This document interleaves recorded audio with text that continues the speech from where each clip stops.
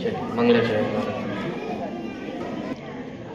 नमो अरिहंताण नमो सिद्धाणं नमो आयर्याणं नमो वज्रायाणं नमो लोहे सर्वसाहुणं मंगलं भगवान् वीरो मंगलं गौतमो गणी मंगलं कुंदकुंदाद्यो जैन धर्मोस्तु मंगलम् सर्वमंगलमांगल्यं सर्वकल्याणकारिकम् प्रधानं सर्वधर्माणां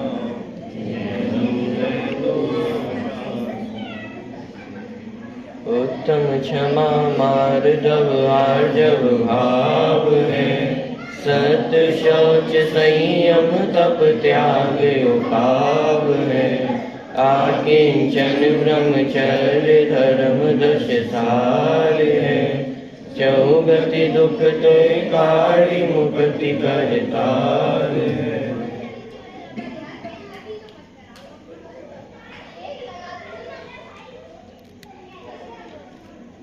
उत्तम त्याग धर्म का आज पावन पर्व है। त्याग के संदर्भ में अपन थोड़ी चर्चा करेंगे। किसे कहते हैं त्याग? आज सबका भोजन का त्याग था क्या? किसे कहते हैं त्याग? अरे अभी भी आवाज नहीं आ रही है। किसे कहते हैं त्याग? अरे सिंपल सा अर्थ पूछ रहा हूँ। त्याग माने छोड़ना। छोटे से बच्चे को ही पता है। त्याग माने छोड़ना। आलू छोड़ रखा है अपन ने, रात्रि भोजन छोड़ रखा है, तो त्याग माने छोड़ना। किसको छोड़ना, प्रश्न ये खड़ा होता है। सामान्यतः जितनी बुरी आदतें हैं उनको क्या करना चाहिए? छोड़ना चाहिए। 5 पापों को छोड़ना चाहिए, 4 कषायों को छोड़ना चाहिए, सप्त व्यसन को छोड़ना चाहिए। माने जितनी बुरी आदतें हैं, जितनी खोटी चीजें हैं, उन सबका क्या करना चाहिए? त्याग करना चाहिए। बाहर में भी जो जो खोटी चीजें हैं, आलू प्याज है, जितने जमी कंद हैं, जितने अवक्ष्य पदार्थ हैं, उन सबका त्याग करना चाहिए। रात्रि सेवन का, रात्रि भोजन का त्याग होना चाहिए। माने त्याग का अर्थ तो हमें क्लियर है ना। त्याग माने छोड़ना। क्या त्याग में कुछ ग्रहण भी किया जाता है क्या? क्या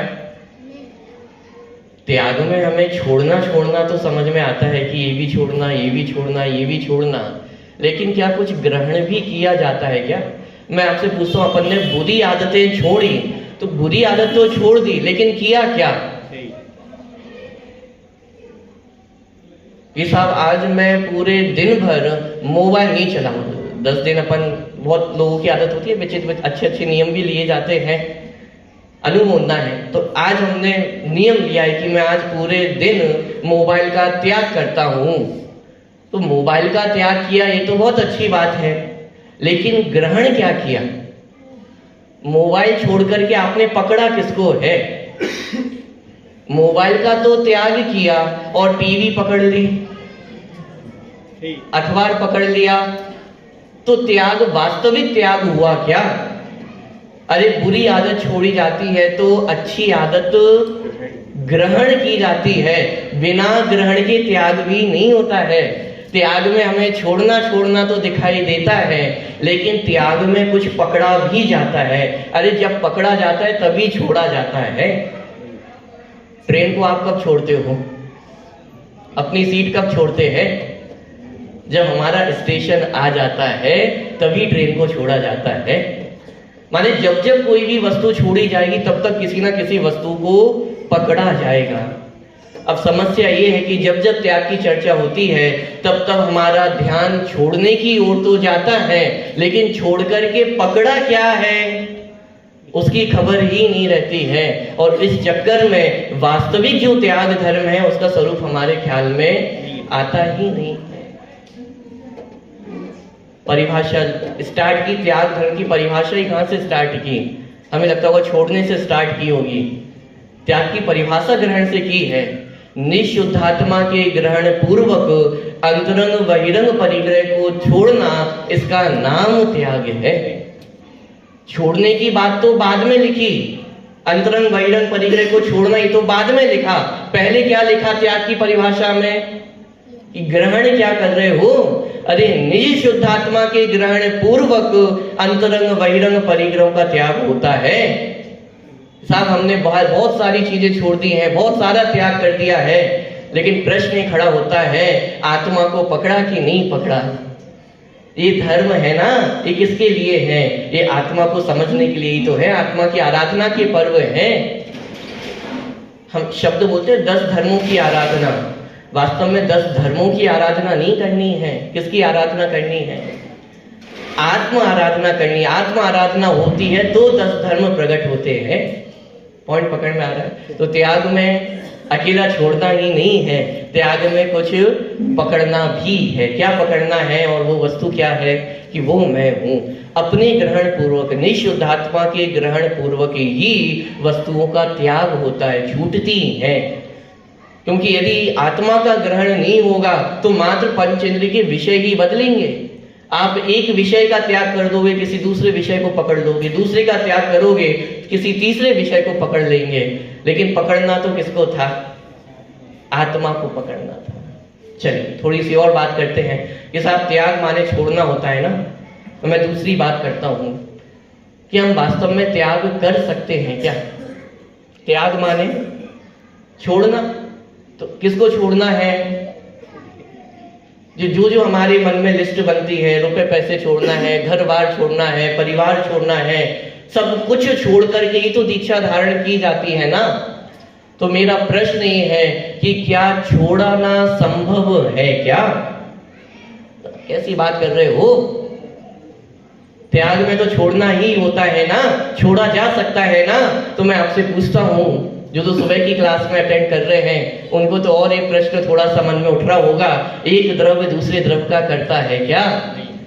जब एक द्रव्य दूसरे द्रव्य का करता नहीं है तो फिर छोड़ सकता है क्या? 7 तत्व पढ़े हम सभी ने। कौन कौन से होते हैं 7 तत्व? जीव, अजीव, आश्रव, बंध, संवर, निद्रा, मोक्ष। हे ये उपाधि पढ़ा इसमें? कौन हे है, कौन गे है, कौन उपाधि है? मोक्ष कैसा है? कैसा है? उपाधि नहीं लगता है क्या? अरे उपाधि है ना, मोक्ष उपाधि है। संवर निद्रा कैसे है? एक देश उपाधि है, आंशिक उपाधि है। आश्रम बंध कैसे है?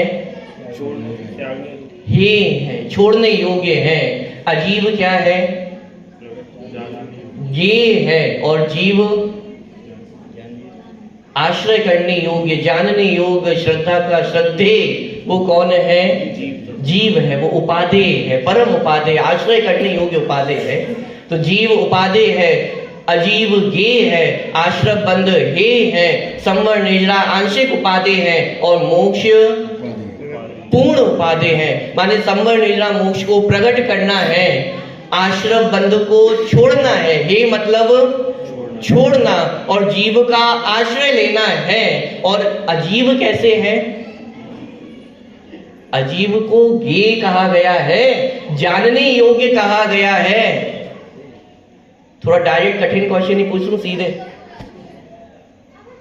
आलू छोड़ना है कि नहीं छोड़ना है?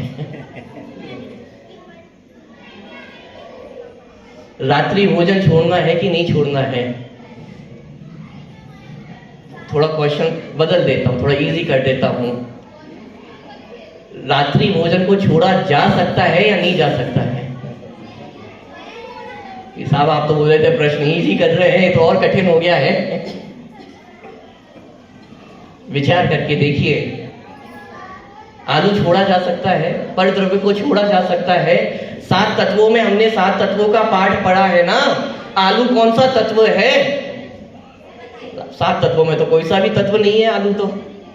अरे मैं जीव हूं, तो आलू अजीब तत्व है या नहीं है? पुद्गल, अधर्म, अधर्म, आकाश, काल, ये सारे द्रव्य अजीब तत्व है ना। तो आलू भी क्या है? अजीब तत्व है। और ये तो आपने ही बोला कि अजीब क्या है, आप ही ने कहा है अजीब तो ज्ञेय है, अजीब तो जानने योग्य है, छोड़ने योग्य तो आपने आश्रम बंद कहा था ना। साहब पंडित जी वो तो आपने मुंह में शब्द डाल दिया, हमने थोड़ी ना कहा था। विचार करके देखिए, अजीब तो ज्ञेय है, अरे जानने योग्य कहा है, उसको छोड़ना संभव नहीं है, तो फिर छोड़ना किसको है? कि आलू के प्रति होने वाली जो गृद्धता है, राग है, ममत्व है, मोह है, अरे उसको छोड़ना है। आश्रम बंध को छोड़ने योग्य कहा है, छोड़ा जा किसको सकता है? विचार तो करके देखें। अभी तो हम मात्र पर वस्तुओं को छोड़कर के ये समझ लेते हैं कि हमारा त्याग धर्म हो गया है, लेकिन भाई इसका नाम त्याग धर्म नहीं है। तो क्या चाहते हो आप आलू खाने लग जाए क्या? अरे भाई जिसको आलू खाने के प्रति राग ना बचा हो, उसको आलू खाने का विकल्प कैसे आ सकता है? जिसका राग ही छूट गया हो तो उसको आलू सेवन तो हो भी नहीं सकता है। लेकिन बात तो ये समझनी पड़ेगी ना, वास्तविक त्याग किसका है? मैं आपसे पूछता हूं, जो जीवन में आलू नहीं खाता है लेकिन दूसरे को आलू खाता हुआ देख करके मन में इच्छा करता है कि मुझे भी ये खाने को मिल जाए, तो ये वास्तविक त्याग है क्या? ये तो आपको स्वीकार हो जाता है ना, इतनी बात तो आपको स्वीकार हो जाती है ना कि यदि मन में इच्छा है, मन में परिणाम चल रहे हैं, इसका मतलब वास्तविक त्याग तो नहीं हुआ है। इसका मतलब इतना तो नक्की हो गया है ना, मात्र बाहर में छोड़ देने का नाम त्याग नहीं है। अरे छोड़ देने का नाम तो त्याग है ही नहीं। विचार करो, छोड़ सकता हूं क्या? 47 शक्तियों में त्यागोपादान शून्यत्व शक्ति है। त्याग और उपादान से शून्य हूं, ना पर का ग्रहण करता हूं, ना पर का त्याग करता हूं। बोलो आज तक आलू खाया है कि नहीं खाया है? यहां तो ये कह रहे हैं कि आत्मा में ऐसी कोई शक्ति नहीं है कि आलू को खा सके, रात्रि भोजन कर सके। आत्मा में ऐसी कोई शक्ति ही नहीं है ना। त्यागोपादान शून्यत्व है। उपादान माने ग्रहण करना, पर द्रव्य को आत्मा ग्रहण करे ऐसी शक्ति नहीं है। और जब ग्रहण नहीं किया तो छोड़ना किसको है? त्याग तो उसका किया जाए ना कि जो पकड़ के रखी हो, जो ग्रहण करके रखी हो, उसको छोड़ा जा सकता है। पॉइंट पकड़ में आ रहा है? पर एक शब्द होता है ना कायोत्सर्ग, क्या मतलब होता है कायोत्सर्ग का? 9 बार नमोकार मंत्र पढ़ना, यही अर्थ होता है ना कायोत्सर्ग का। किसे कहते हैं कायोत्सर्ग? काय का त्याग करना, शरीर का त्याग करना, इसका मतलब कायोत्सर्ग है।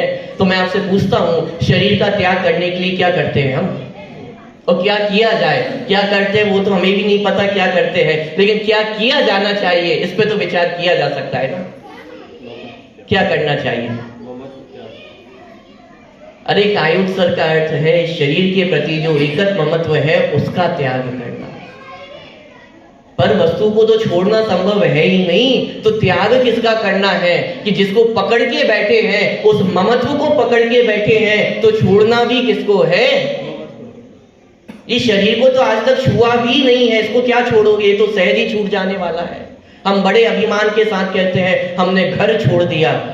मैं आपसे पूछता हूँ, घर आपने छोड़ा है आप या घर ने आपको निकाला है? अरे घर तो वहीं का वहीं रहता है, अपनी जगह पर रहता है। घर से बाहर कौन निकलता है? घर से खुद बाहर निकाला जाता है और बोलता क्या है? मैंने घर को छोड़ दिया है। क्या मतलब है घर को छोड़ने का? कि अरे उसके प्रति एकत ममत्व टूटा है कि नहीं टूटा है, इसका अर्थ है घर को छोड़ना। समय सारणी में 34वीं नंबर की गाथा लिखी। त्याग किसका नाम है? कैसे होता है त्याग?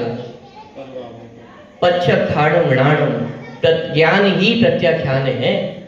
ये त्याग कहां करना है? कि अरे जहां पकड़ के बैठे हैं, ग्रहण करके बैठे हैं, वहीं त्याग होता है। ये शरीर को अपना हुआ तो अनादिकाल से आज तक कभी भी नहीं हुआ है, लेकिन इस शरीर को अपना मान करके बैठे हुए हैं ना, ये शरीर को अपना जान करके बैठे हुए हैं, तो शरीर को छोड़ना भी कहां पे है?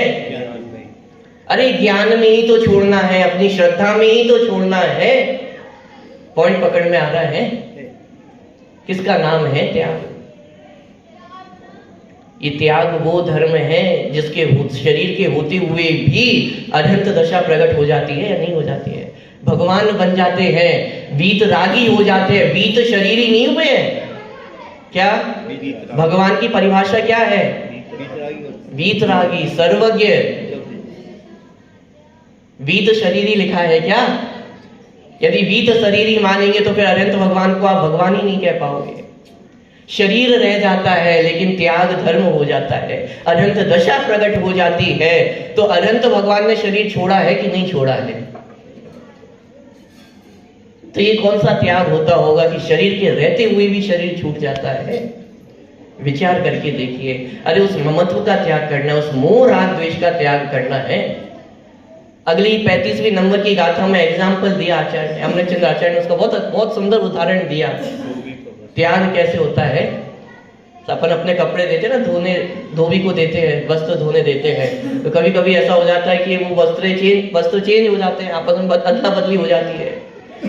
एक चद्दर आपने दिया था धोबी को धोने के लिए, और उसने क्या किया था, सेम पूरी डिजाइन वही थी, मानो सफेद चद्दर था, और आपने वो सफेद चद्दर दिया था, अदला बदली हो गई, वो आपके पास किसी और का आ गया, आपका किसी और के पास पहुंच गया, लेकिन अभी आपको पता नहीं। अब सफेद चद्दर में क्या अंतर दिखाई दे, एक जैसे ही थे सफेद चद्दर भी। तो घर ले आए, बढ़िया, रात हुई, आराम से आप तान करके सो गए। और बहुत लोगों के साथ ऐसा होता है कि साहब हमें तो अपने ही घर में नींद आती है, और तकिया चद्दर भी अपनी हो तो ही नींद आती है, किसी दूसरे की तकिया भी यदि बदल दी जाए, वो चद्दर भी बदल दे तो नींद नहीं आती है। इसका तो चद्दर बदला गया है ना, लेकिन तब भी तान करके सो गया, और बढ़िया नींद आ रही है, उसे कोई समस्या नहीं हो रही है। तो आधी रात में उसको ऐसी थोड़ी नींद खुली होगी, और उसने एकदम से वो चद्दर का किनारा एकदम से दृष्टि में आया, और उसको उसका निशान नहीं मिला, चद्दर का निशान बना रखा होगा कुछ, उसको तुरंत पकड़ में आ गया, तुरंत समझ में आ गया कि अरे ये मेरा चद्दर नहीं है। अब बोलो आपको उसको कितनी नींद आएगी?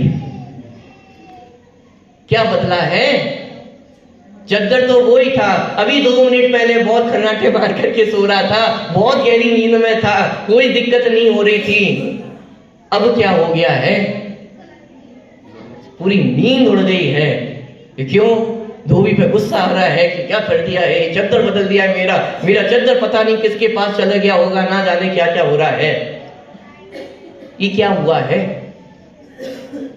वस्तु तो वही है, वस्तु तो बदली नहीं है ना। एक समय पहले तक उसके प्रति मोह था, राग था, तो वही वस्तु अच्छी लग रही थी। अभी 1 सेकंड में क्या हो गया है? एक सेकंड में जो हुआ है उसका ही नाम त्याग है। और ध्यान देना, अभी तो चद्दर ओढ़ा हुआ है, या मजबूरी है, क्या करे, रात भर तो निकालनी ही है। ओढ़ा हुआ है चद्दर, सब है, मच्छर हो जाएंगे, काटेंगे, चद्दर तो ओढ़ना ही पड़ेगा। लेकिन अब मैं आपसे पूछता हूँ, उस चद्दर को ग्रहण किया हुआ है, त्यागी हो गया है? चद्दर को ओढ़े हुए भी अभी चद्दर छूटा नहीं है। ज्ञानियों के जीवन में भी त्याग हो जाता है, लेकिन छूटता तो धीरे धीरे ही है। पंचेंद्रिय के विषय, एक घर गृहस्थी तो धीरे धीरे ही छूटती है, लेकिन उसके प्रति ममत्व, उसके प्रति मोह तो अरे एक बार में ही छूट जाता है। पॉइंट पकड़ में आ रहा है? कभी कभी ऐसा होता है, जैसे आप सभी स्कूटी से आते हैं ना, मान लो किसी की एक ही रंग की सेम स्कूटी हो, और मान लो जहां आपने खड़ी की थी उसके बगल में ही आकर के वो सेम, बिल्कुल सेम मॉडल, सेम कलर, एकदम सेम दिखने वाली स्कूटी एक और खड़ी हो जाए आपके बगल में आकर के, और जल्दबाजी में हम कभी हो, जल्दी घर जाना है, तो अपनी स्कूटी को छोड़ करके बगल की स्कूटी में बैठ जाते हैं। मैं आपसे पूछता हूँ, जब इस स्कूटी पे बैठते हैं तो कितना अपनत्व होता है? पूरा अपनत्व होता है या नहीं होता है? वो चाबी लगाने की कोशिश करते हैं, वो तब पकड़ में आता है, अरे चाबी तो लगी नहीं रही, क्या हो गया है, खराब तो नहीं हो गई है गाड़ी? और गलती से बाय चांस आप गाड़ी को सही सलामत छोड़ करके गए थे, और जब 1 घंटे बाद प्रवचन सुन करके आप बाहर निकले तो आपने देखा आपकी गाड़ी पे इतना बड़ा स्क्रैच बना हुआ है। क्या होगा? मैं आपसे पूछता हूं। बखेड़ा खड़ा नहीं कर देंगे कि अरे ये किसने किया है, ये कौन शरारती उपद्रव है कि जिसने मेरी गाड़ी पे स्क्रैच कर दिया है?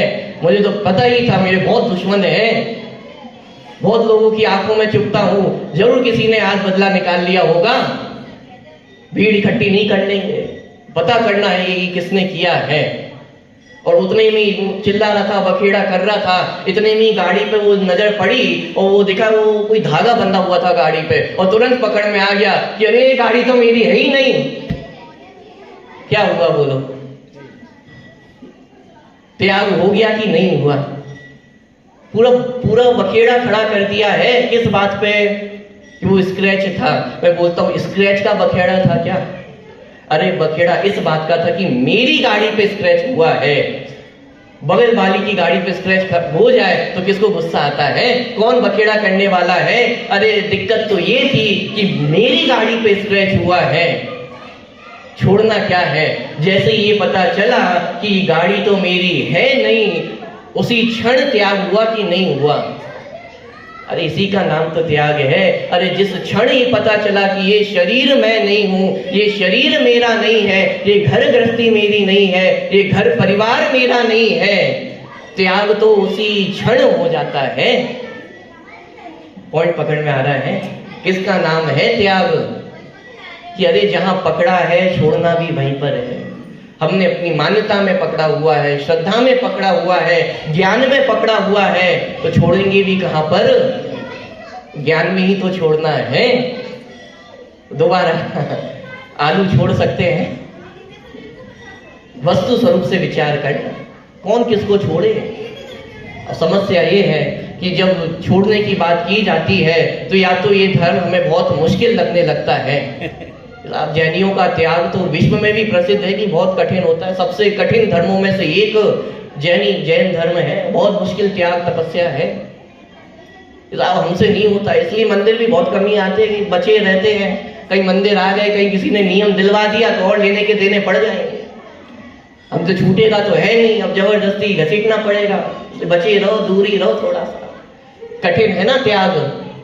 एक तो जीवों की स्थिति ये होती है कि त्याग धर्म बहुत कठिन लगता है, या तो दूसरी परिस्थिति होती है मैंने इसको छोड़ दिया है, ये छोड़ दिया है, वो छोड़ दिया है, मैं आलू नहीं खाता हूँ, रात्रि भोजन नहीं करता हूँ, पानी छान करके पीता हूँ, सब तो व्यसन छोड़ दिए हैं, 5 पाप नहीं करता हूँ, कषाय नहीं करता हूँ। त्याग का अभिमान हो जाता है। लेकिन वास्तविक त्याग धर्म क्या है ये तो समझ में ही नहीं आता है। बीच की जो समता भाव की परिस्थिति है, शुद्धात्मा को ग्रहण करने की जो बात है, वो तो दोनों ही भूल जाते हैं।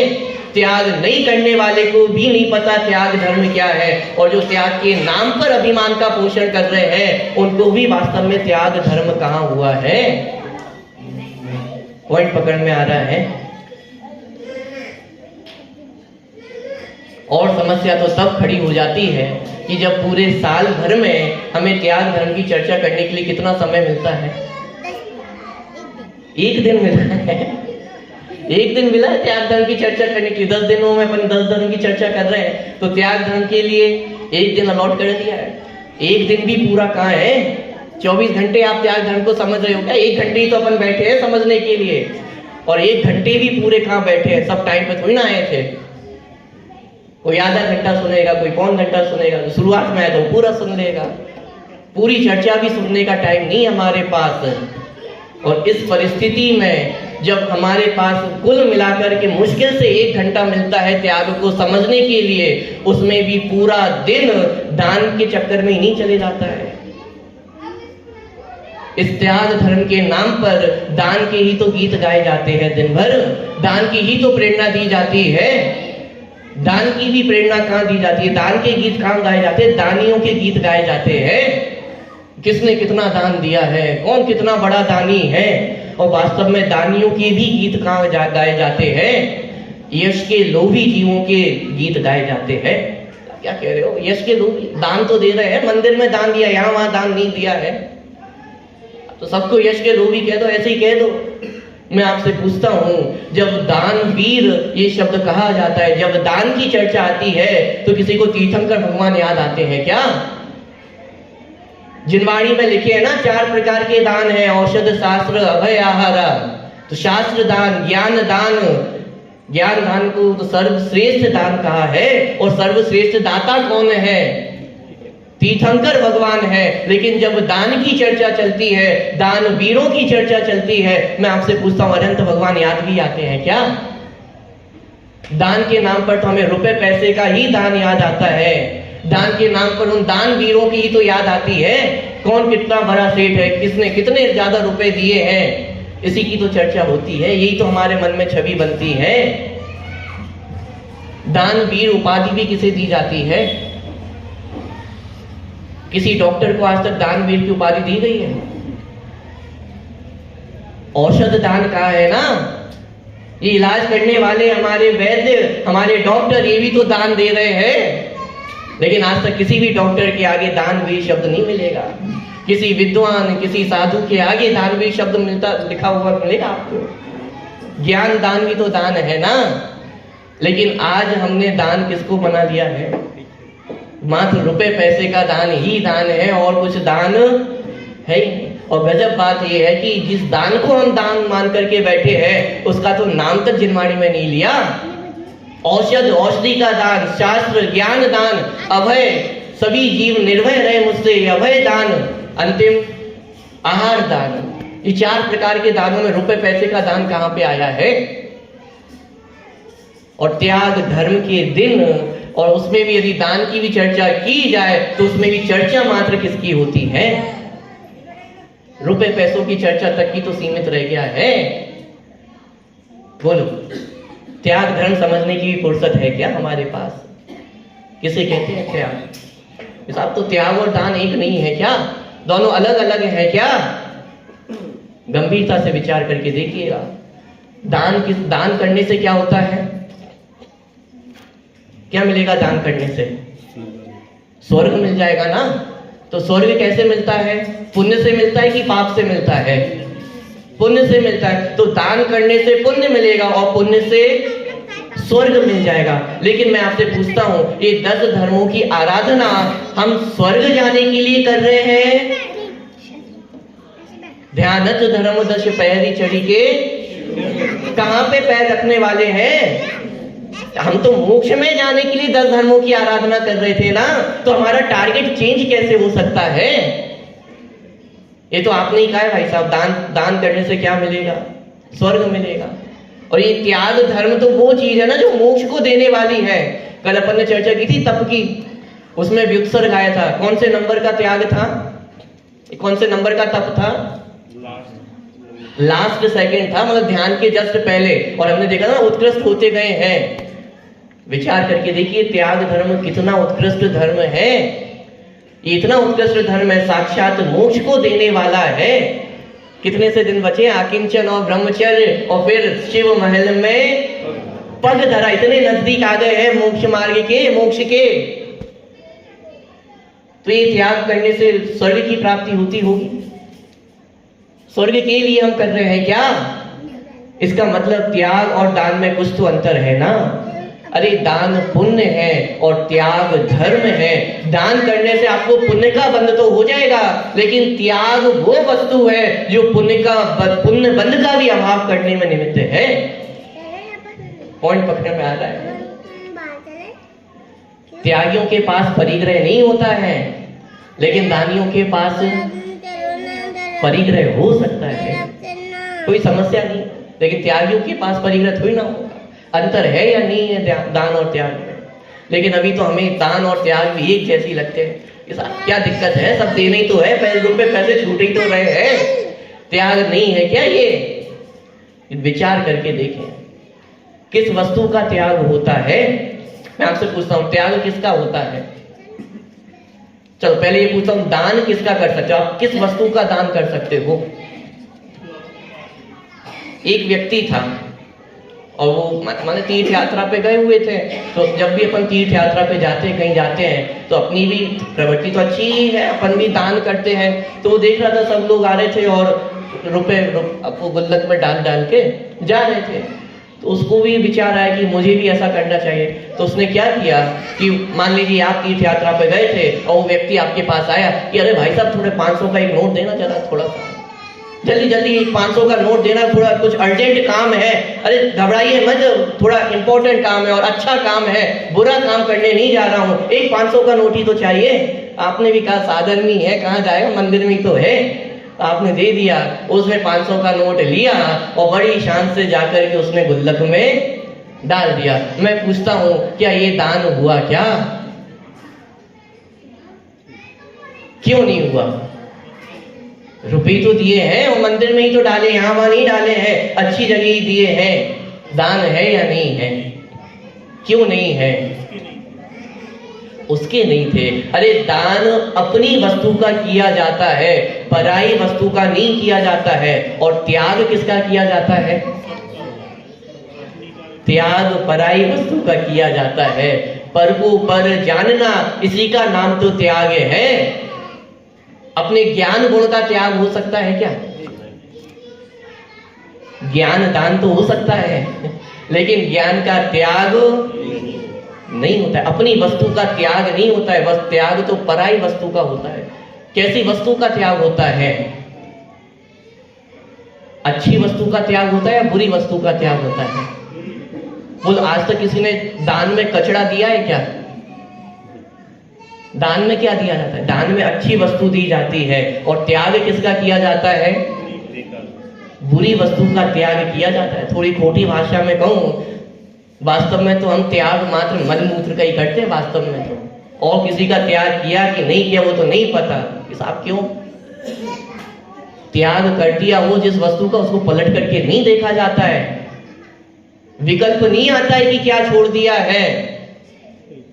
पॉइंट पकड़ में आ रहा है? दान में ऐसा नहीं है।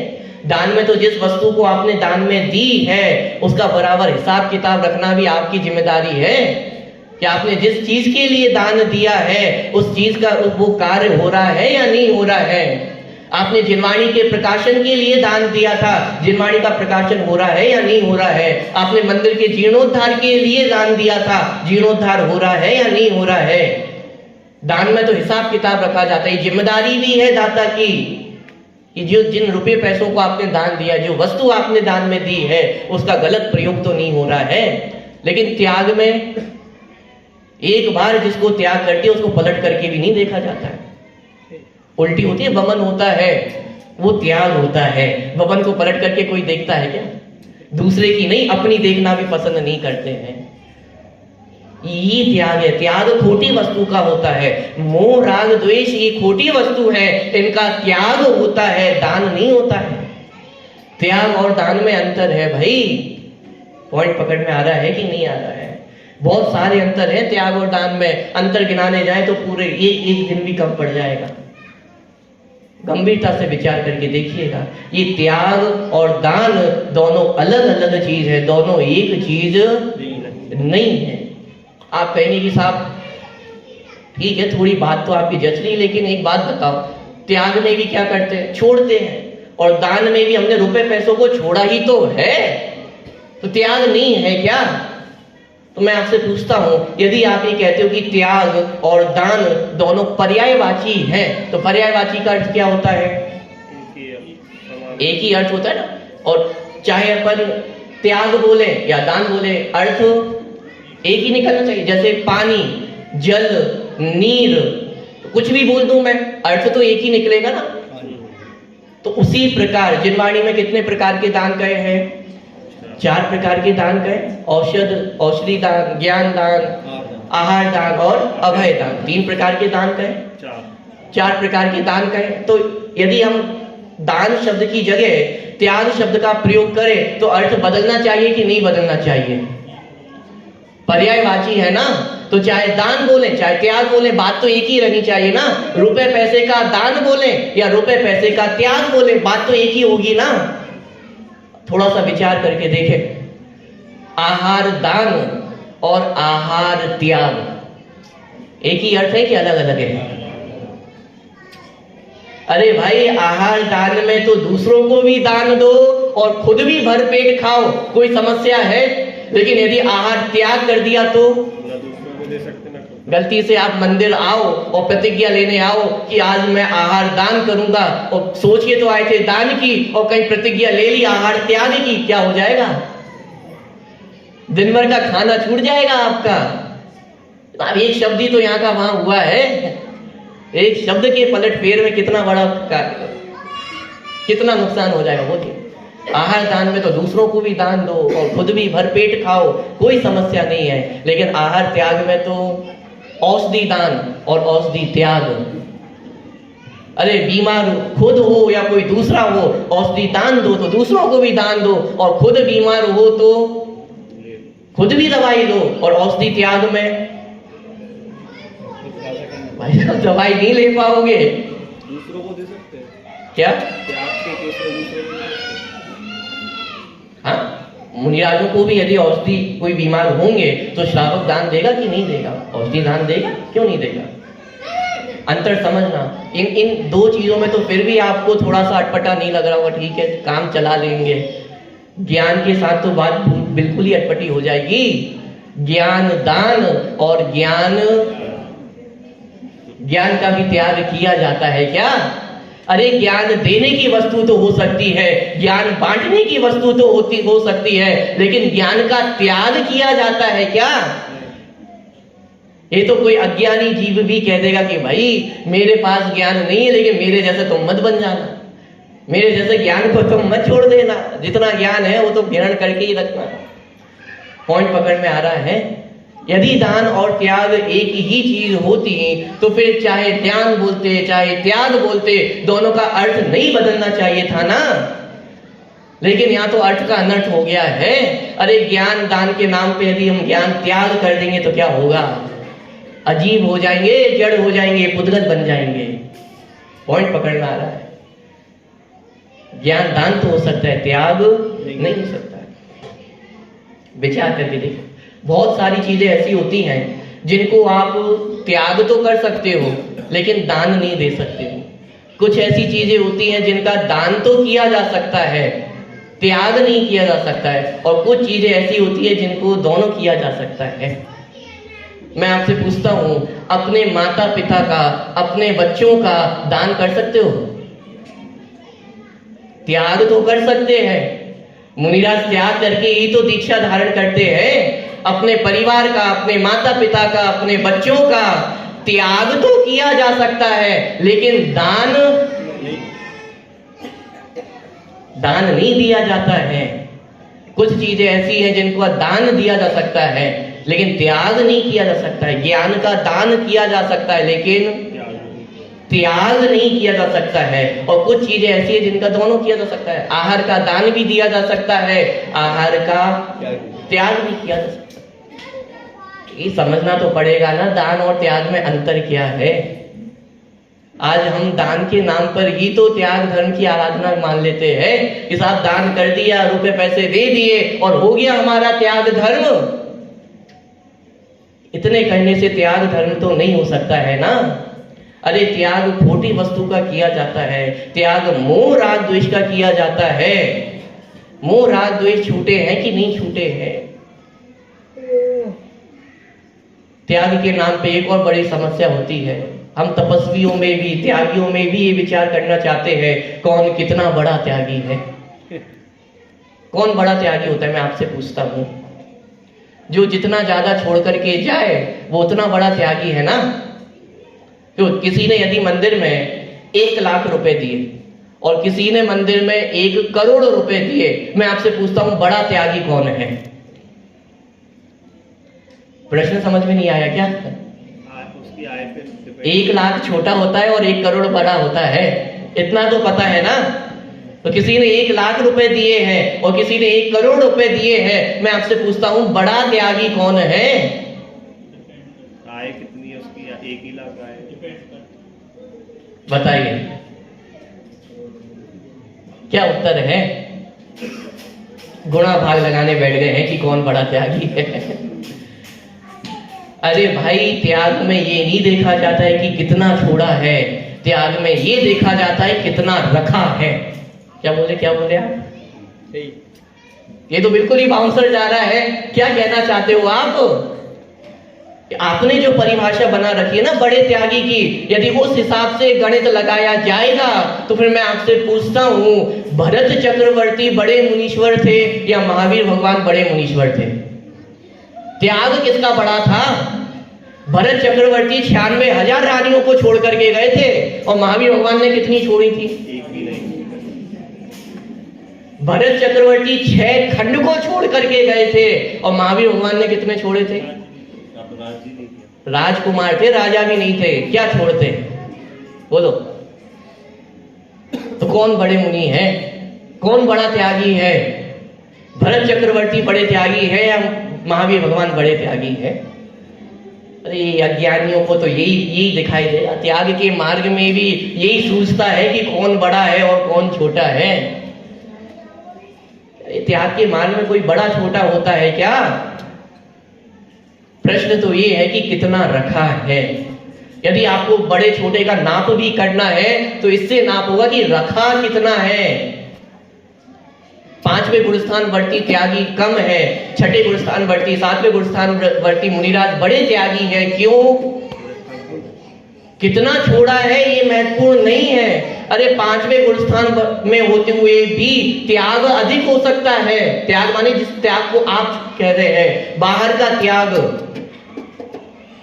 पॉइंट पकड़ना, कोई करोड़पति व्यक्ति हो और वो 5वें गुणस्थान में आ जाए, परिग्रह परिमाण व्रत ले ले, तो उसने तो ज्यादा रुपए पैसों को छोड़ा है ना।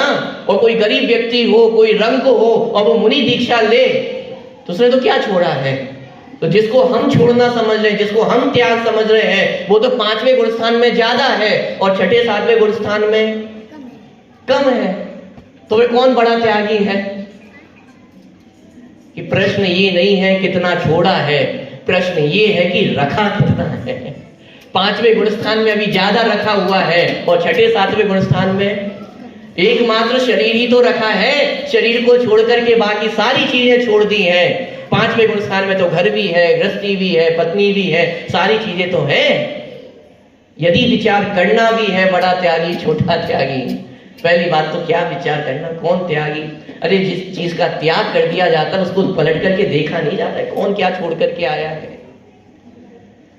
मुनिराज एक बार दीक्षा धारण कर लेते हैं तो पलट करके नहीं देखते उनके राजपाट का क्या हो रहा है। दशरथ के पिताजी उन्हें 6 माह के थे और तिलक लगा करके चले गए थे। पलट करके नहीं देखा कि ये राज्य को कौन देखेगा, कोई आक्रमण कर देगा तो।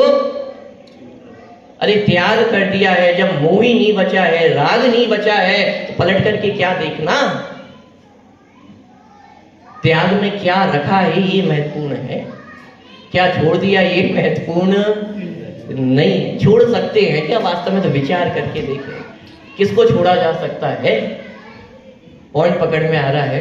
और इस प्रकार से यदि विचार करके देखेंगे तो हमें ख्याल में आएगा कि अभी त्याग धर्म का वास्तविक स्वरूप क्या है, वो हमारे ख्याल में है भी कि नहीं है। हम पर द्रव्यों को छोड़ करके ये समझ लेते हैं कि मैंने बहुत बड़ा त्याग किया है, बहुत बड़ा त्यागी हो गया हूं। लेकिन विचार करके देखें पकड़ा किसको है। सबसे पहले अपन ने चर्चा की थी, बात पकड़ने की मुख्यता है, आत्मा को ग्रहण किया है कि नहीं किया है।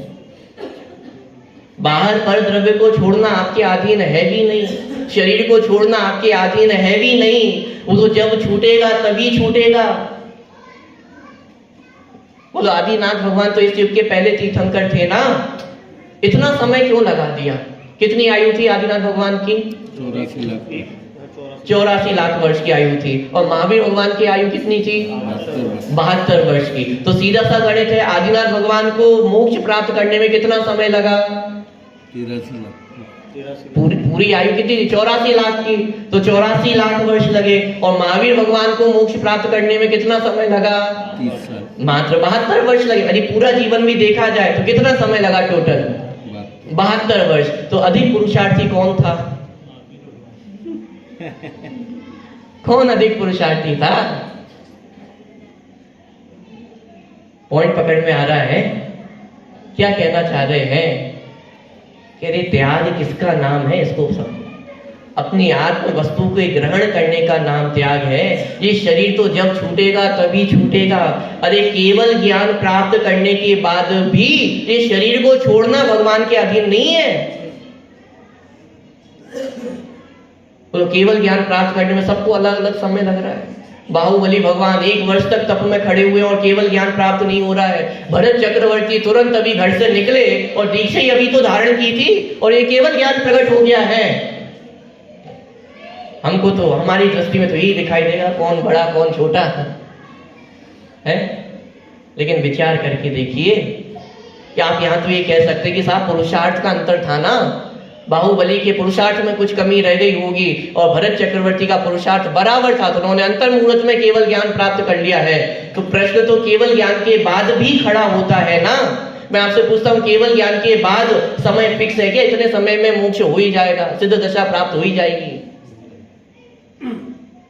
सबका टाइम उठा करके आप देख लीजिए, सबका अलग अलग है। अब तो अनंत शक्ति भी प्रकट हो गई। आप कह सकते हैं कि भाई मुनि दशा में तो अनंत वीर नहीं था, वीतरागता 12वें गुण स्थान में भी हो जाती, लेकिन अनंत वीर नहीं था, इसलिए शरीर नहीं छोड़ पा रहे थे। केवल ज्ञान प्रकट हो गया है, अनंत शक्ति प्रकट हो गई है, लेकिन ऐसी शक्ति प्रकट नहीं हुई कि इस शरीर को छोड़ दे। किसमें? हम और आपकी बात नहीं कर रहा हूं मैं, अनंत भगवान की बात चल रही है। अनंत भगवान में भी ये शक्ति नहीं है कि वो इस शरीर को छोड़ दे, और हम किसका त्याग का अभिमान लेकर के बैठ जाते हैं? विचार तो करके देखिए। अरे पर द्रव्यों के छोड़ने का नाम त्याग नहीं है। पर द्रव्य को छोड़ना तो दूर की बात, उन्हें छोड़ सकते हो क्या? यदि छोड़ सकते होते तो भी उसका अभिमान हो तो भी चलता, लेकिन जब छोड़ ही नहीं सकते हैं तो अभिमान क्या करना? तो फिर छोड़ना किसको है? कि छोड़ना इस शरीर के प्रति ममत्व को है, उस राग को है कि जिसके कारण मैं संसार में भटक रहा हूं, जिसके कारण आज तक त्याग धर्म की प्राप्ति नहीं हुई है। पॉइंट पकड़ में आ रहा है? विचार करके देखिएगा। त्याग के नाम पर माने दान की चर्चा चलती है, लेकिन दान वास्तव में त्याग नहीं है। दान अलग है, त्याग अलग है, लेकिन आज वास्तव में दान का भी स्वरूप हमारे ख्याल में है क्या? त्याग तो होगा जब होना होगा। दान ही कर ले, थोड़ा स्वर्ग ही मिल जाएगा, उसमें भी अपना काम चल जाएगा। लेकिन विचार करके देखें, अभी दान का भी सच्चा स्वरूप पता है क्या? दान में भी कषायों की मंदता होना ये महत्वपूर्ण है। दान वो ही है जब कषाय उत्तर घटती चली जाए। टोडामणि ने बहुत अच्छा प्रकरण लिखा है। यदि कषाय हमारी घट नहीं रही है, इसका मतलब अभी दान भी नहीं है। मंदिर में बोलियां लगती हैं, पंच कल्याणक होते हैं, समय समय पे दान देने का अवसर प्राप्त होता है। वो अपनी मर्जी से दान देते हैं, और कहीं बोलियां खिंच जाएं, पीड़ा नहीं होने लगती है, कष्ट नहीं होने लगते हैं, ये दान है क्या? अरे दान देने में यदि कष्ट हो, पीड़ा हो, उसका नाम दान नहीं। दान में खींचातानी नहीं होती है। निकाल देंगे रुपए, बोली तो लगाओ आप, अरे निकाल देंगे रुपए, ऐसे थोड़ी ना होता है दान। पॉइंट पकड़ में आ रहा है? अरे दान का भी वास्तविक स्वरूप तो समझो। कितनी चीजें हैं दान में?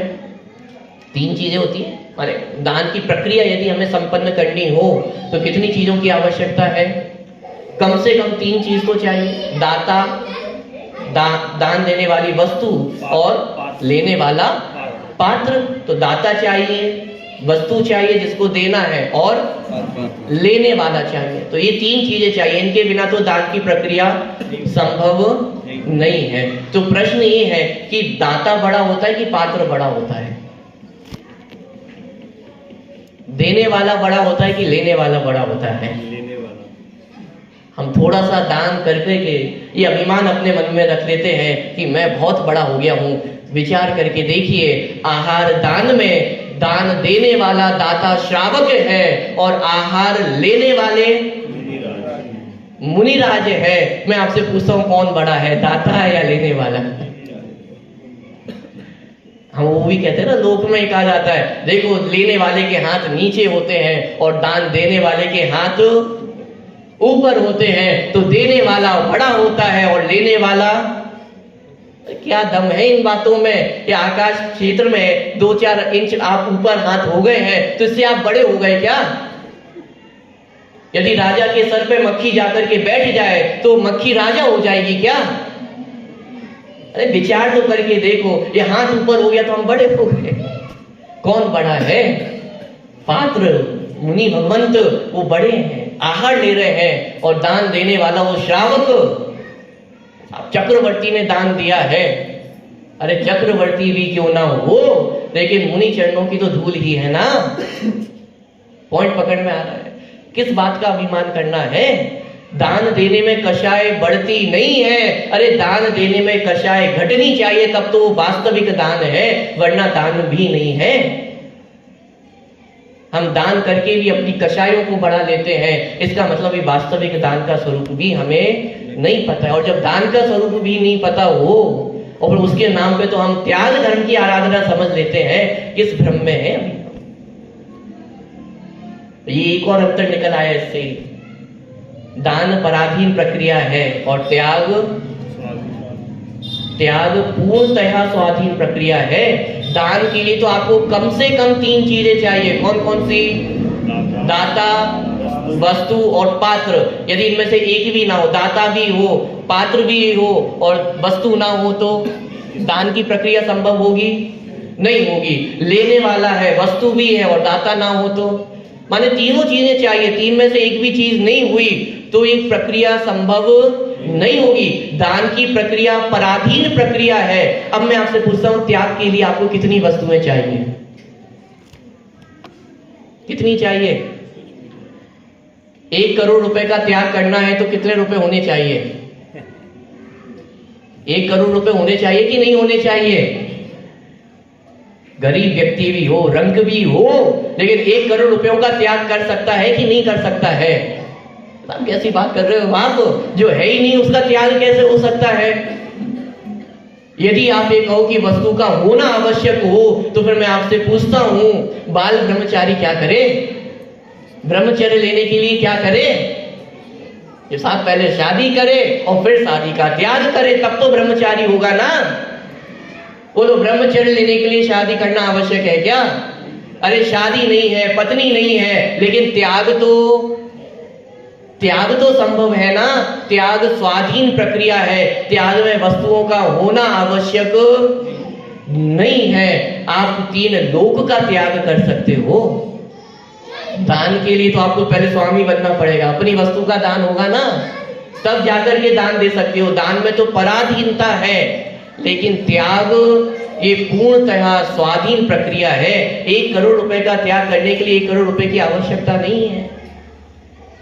चाहे राजा छोड़े, चाहे रंग छोड़े, मुनि दशा में तो साधु ही होते हैं, 28 मूल गुण के धारी होते हैं, पूज्य ही होते हैं। अंतर नहीं होता है कौन बड़ा है और कौन छोटा है। ये तो वास्तव में उस देश का, उस समाज का दुर्भाग्य है कि जो साधु वर्ग में भी, विद्वत वर्ग में भी बड़े छोटे का विचार उनके ज्ञान से, उनके संयम से नहीं करते हैं। किस बात से करते हैं कि कौन कितने अधिक रुपए ला सकता है। बड़ा विद्वान भी किसे कहा जाता है?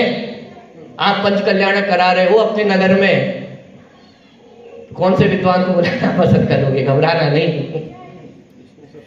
बड़ा विद्वान कौन होगा कि जो ज्यादा व्यवस्था बना दे, जो ज्यादा रुपए ला दे, वो उतना बड़ा विद्वान है ना। ये समाज का दुर्भाग्य है वास्तव में। जहां विद्वत वर्ग में, जहां साधु वर्ग में ज्ञान और संयम की चर्चा होनी चाहिए, वहां किसकी चर्चा हो रही है? किसके आधार से हम बड़ा छोटा देख रहे हैं? पहली बात तो ये बड़ा छोटा देखना ही बुरी बात है, और यदि बड़ा छोटा देखना भी है तो हम रागी द्वेषी है, तो बनिया ही अच्छे और छोटे बड़े की भाषा ही समझ में आती है। तो यदि ये भी समझना है तो ज्ञान से देखो, संयम से देखो। लेकिन आज तो हमने बड़ा किसको मान रखा है, छोटा किसको मान रखा है। क्या हो जाएगा? क्या दुर्भाग्य है। धर्म का ही तो अभाव होता जा रहा है, सच्चा मार्ग दूर होता जा रहा है। पॉइंट पकड़ में आ रहा है कि नहीं आ रहा है?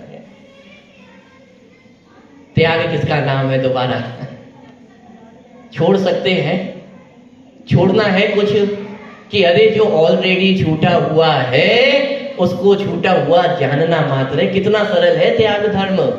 विश्व का सबसे सरल त्याग जैन धर्म का त्याग है, जिसको हमने सबसे कठिन बना रखा है। सबसे सरल त्याग है जैन धर्म का त्याग। ज्ञान में ही तो त्याग करना है, कहां छोड़ना है। मैं शरीर का कर्ता धर्ता हूं, इस मान्यता को ही तो छोड़ना है। पॉइंट पकड़ में आ रहा है कि नहीं आ रहा है? बहुत सारी चर्चा अभी अपन ने त्याग धर्म के संदर्भ में की है। अरे बहुत बारीकी से घर जाकर के भी आप विचार करना शांति पूर्वक, किसको छोड़ सकते हैं, किसको पकड़ा है हमने आज तक। ये विकल्प ही तो करते आ रहे हैं। अनादिकाल से मात्र विकल्प ही किए हैं, विकल्प के अलावा और कुछ भी नहीं किया है, मैं ये करता हूँ, मैं वो करता हूँ। हम त्याग के नाम पर भी त्याग मान कर लेते हैं, साहब ये छोड़ा है, वो छोड़ा है। त्याग है या त्याग के नाम पे कषायों का पोषण है? ये भी तो त्याग के नाम पर कषायों का पोषण ही तो है। त्याग किसका नाम है? त्याग धर्म किसका नाम है? शरीर और आत्मा दोनों भिन्न भिन्न है, इस बात की जानकारी होना ये त्याग का सम्यक ज्ञान है। शरीर और आत्मा भिन्न भिन्न है, इस बात का श्रद्धान होना ये त्याग का सम्यक श्रद्धान है। लेकिन त्याग धर्म किसका नाम है? शरीर संबंधी राग का, द्वेष का, समस्त विकल्पों का छूट जाना, इसका नाम त्याग धर्म है। कुछ पॉइंट कह दिया है मैंने इसमें। मात्र ज्ञान और श्रद्धान का नाम भी त्याग नहीं है। मूल परिभाषा अपन ने स्टार्टिंग में देखी थी, निःशुद्धात्मा के ग्रहण पूर्वक अंतरंग और बहिरंग परिग्रह का त्याग होना। कौन सा परिग्रह है ये? मिथ्यात्व, क्रोध, मान, माया, लोभ, ये राग द्वेष, ये कषाय, इनको छोड़ने की बात की गई है। ये राग द्वेष के विकल्प जब तक है तब तक त्याग नहीं है। वास्तविक त्याग किसका नाम है? मात्र जानने का, श्रद्धा करने का नाम भी त्याग धर्म नहीं है। ये तो मुनिराजों की मुख्यता से त्याग धर्म कहा गया है ना। क्या है वास्तविक त्याग धर्म? कि उन राग द्वेष के विकल्पों की उत्पत्ति नहीं होना, इसका नाम वास्तविक त्याग धर्म है। और जिस वस्तु का त्याग कर दिया जाता है उसको पलट करके नहीं देखा जाता है, उसके संबंध में विकल्प भी उत्पन्न नहीं होते हैं। यदि विकल्प उत्पन्न हो रहे हैं इसका मतलब अभी त्याग नहीं हुआ है। अंतिम एक उदाहरण दे रहा हूं मात्र।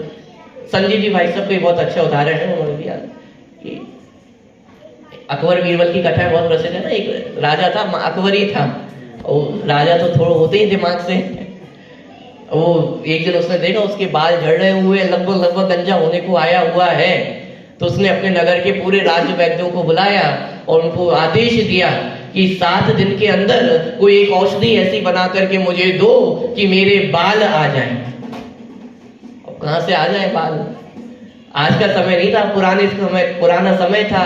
ट्रांसप्लांट भी नहीं कर सकते हैं, विग भी नहीं दे सकते, तो उस समय थोड़ी ना थी। ये तो आज के समय के चोचले हैं, उस समय तो ये सारी चीजें थी नहीं। क्या करे वो 7 राज्य वैद्य, सारे 7 दिन का समय है और सजा भी है। यदि 7 दिन के अंदर औषधि नहीं मिली तो सबको मृत्यु दंड दिया जाएगा। अब बड़े परेशान है सब, पूरे राज्य वैद्य, क्या किया जाए? बड़े बड़े वैद्य सब, लेकिन ऐसी कोई औषधि होती नहीं है कि बाल दोबारा सिर पे उगाए। ऐसी कोई औषधि नहीं है, क्या किया जाए? सब बहुत परेशान थे। इतने में बीरबल गुजरे वहां से, उन्होंने पकड़ा बीरबल को। साहब बहुत बड़ी समस्या में हाथ पड़े हैं, कुछ समाधान करो, सबकी मदद करते हो, थोड़ी हमारी भी मदद कर दो। आज मृत्यु दंड मिलने की कगार पे है, क्या क्या समस्या है, क्या हो गया है? साहब राजा ने हमें आदेश दिया है कि कोई एक ऐसी दवाई बनानी है जिससे 7 दिन के अंदर वो बाल पैदा हो जाए, और यदि ऐसा 7 दिन के अंदर नहीं हुआ तो मृत्यु दंड मिल जाएगा हम सभी को। तो बीरबल ने कहा अच्छा ऐसी बात है तो लाओ एक शीशी दो, तो तुम्हारी दवाई तुमने जो भी कोशिश की अभी तक, लाओ मुझे दो। तो उन्होंने वो शीशी ली और पूरी खाली कर दी और पानी भर करके उनको दे दी कि लो ये राजा को दे आना, आपका काम हो जाएगा। तो वैद्य बड़े आश्चर्य में पड़ गए, ये कौन सी दवाई कर दी? बीरबल तुम मंत्र तंत्र भी करने लगे हो क्या आजकल? ये बाल हो जाएंगे। तो बीरबल ने बोला कि अरे भाई मंत्र तंत्र कुछ भी नहीं है, तुम तो ये राजा को ये पानी दे देना और इतना कह देना। क्या कह देना? कि टूटी चप्पल और सड़े टमाटर का विकल्प ना करें। जब जब ये दवाई पिए ना तब तब क्या नहीं सोचना है? टूटी चप्पल और सड़े टमाटर के बारे में ना सोचे। एक बार भी यदि ऐसा कर लिया तो पूरे राजा के बाल सर पर पे आ जाएंगे। तो वैद्य भी बड़े प्रसन्न हुए, उन्हें अपना मार्ग मिल गया और पहुंच गए राजा के पास लेकर के, साहब ये रही आपकी दवाई, लेकिन शर्त इतनी सी है कि जब भी आप इस दवाई का सेवन करें उस समय टूटी चप्पल और सड़े टमाटर मत सोचना। एक बार भी यदि आपने इस तरह से सेवन कर लिया तो तुरंत आपके बाल आ जाएंगे। राजा भी प्रसन्न हो गया, खुश हो गया। अब वो गया अगले दिन सुबह सुबह से बढ़िया नहा धो करके और वो गया दवाई का सेवन करने, और जैसे ही उसने वो दवाई की शीशी उठाई तो उसे तुरंत याद आ गया कि क्या नहीं सोचना था कि टूटी चप्पल और सड़े टमाटर नहीं सोचने थे। अब उसने सोच लिया वो तो नहीं ले सकता है दवाई, उसने सोचा चलो अब दोपहर में दूंगा।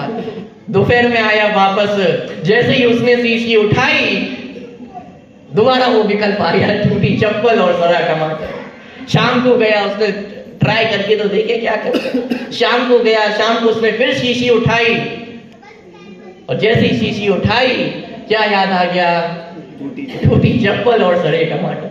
ऐसे 1-2 दिन चला, और लेकिन 1-2 दिन में भी माने 2-4 दिन में वो अपनी दवाई सेवन नहीं, एक दिन भी सेवन नहीं कर पाया और पागल होने वाला था।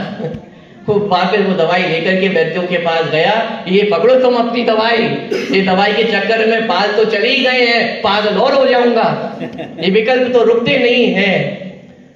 ऐसे ही त्याग किसका नाम है? अरे जब तक विकल्प उत्पन्न हो रहे हैं चित्त में तब तक त्याग नहीं है। अरे एक बार यदि शरीर का त्याग हो गया तो शरीर के संबंधी विकल्प उत्पन्न नहीं होते हैं। हमें लगता है हमने दान दे करके, रुपए पैसे छोड़ करके हमने क्या किया है, त्याग कर दिया है। मैं आपसे पूछता हूं, यदि आपने 1 लाख रुपए का दान दिया है तो आप कमाने कितने रुपए जाते हो? एक दिन में मानो आपने 1 लाख रुपए दिए तो कम से कम 3 लाख तो कमाते होगे ना एक दिन में, जो 1 लाख रुपए दान कर दिए हैं।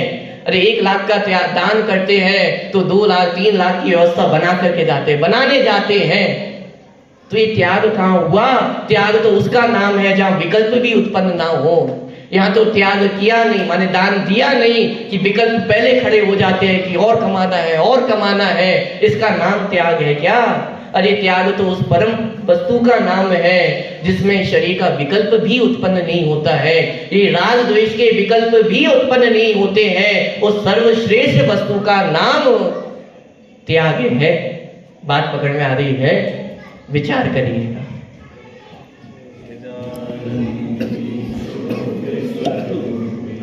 अविनाशी